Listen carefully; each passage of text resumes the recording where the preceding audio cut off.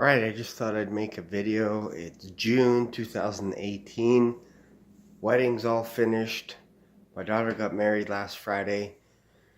And big weight is off my chest.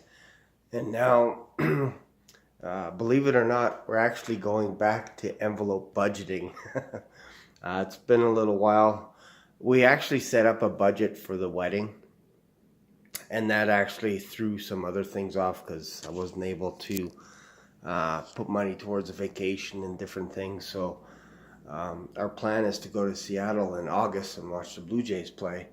So all our resources went into the wedding, and obviously we're able to pay our bills, all that kind of stuff. But it was interesting because my wife said we have to go back to envelope budgeting.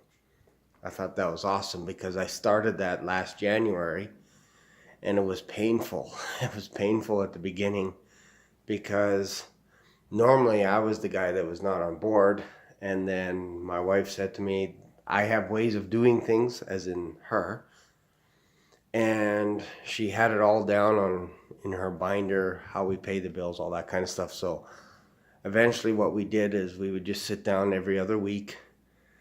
Whenever we get paid, sit down, divvy up the envelopes.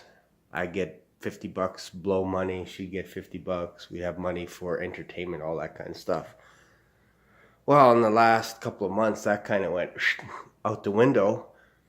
We still had a budget, but it wasn't as strict as how we had it before. And my wife actually liked it, where we would allocate $50 towards the vehicle, maintenance, and different things. So we're going back to that. I do have like 5 credit cards. I have some money on one of them, which is basically some wedding stuff, but we do have a savings account as well, so which is nice. So we're just going to transfer that money and clear up the bill, clear up the Visa bill as well. But I could see how it could get out of control real fast if you're not careful. I have $30,000 in credit limit with all my credit cards. And right now we're at about 1% of that whole thing. So I think I owe about $1,000 on my Visa. And like I said, it's not due for another month or so. We've always... pretty much what we've been doing is anytime, like if I bought some shoes from Moores or something because I had cash, I would put it onto my credit card, come home, use my app on my phone, boom, done. I'd make like between 5 and 10 payments a month on my credit cards just to make sure that they were always paid off every single month. And this was the only time where we actually had a balance where it was like, okay, we have to make sure that we pay that off. That's the first time that thought process went into my head is, there's money on there that I'm not sure if we allocated anything for it. And that, I think, is Dave Ramsey's case, is a credit card can actually run away from you if you're not careful. Obviously, we have money put aside for that purpose, but there are things like I buy books and different things on there, and we didn't allocate for that. So there's going to be a bit of a hit, as in roll everything back for the next couple of pay periods. So we can just get everything back to normal, go back to budgeting, start at zero again, and then move forward.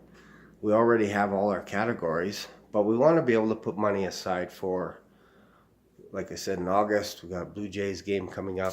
I get a couple weeks holidays.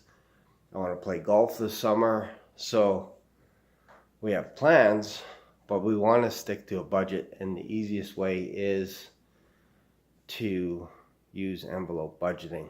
And I know it sounds crazy because it sounds restrictive, and coming from a personality like me, I don't like rules and regulations where every dollar is counted for. But if we're gonna save up, like my daughter's wedding was like, it's like 18 grand or something. Her dress was like 3 or 4 grand.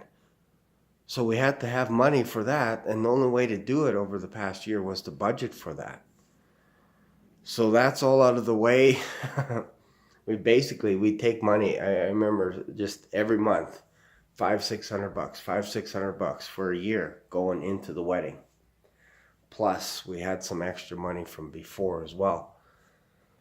So now that's all done. We don't have to save up for a wedding, but we can still use that same mentality. $500-600, boom, put it away. And we want to build up our savings account, our personal savings. We want to get it back up to 10 grand and have that as our emergency money set aside. And then there's some other things that we want to do, like next year we'd like to lease a car. So we have a Buick right now. The Buick is running fine. It's a 2004. I paid cash for it. But in a year from now, I wouldn't mind leasing a nice car. So that's what I'd like to do. Or maybe lease one that's a couple years old or something, 2015 or something like that. It doesn't have to be brand spanking new.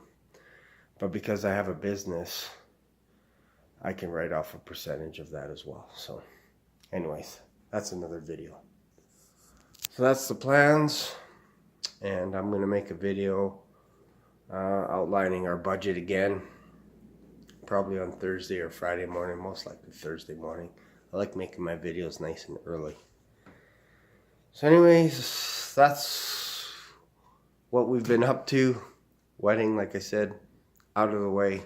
Happy for my daughter and her new husband. This is awesome and nice chapter in their life. And yeah, so that is this video.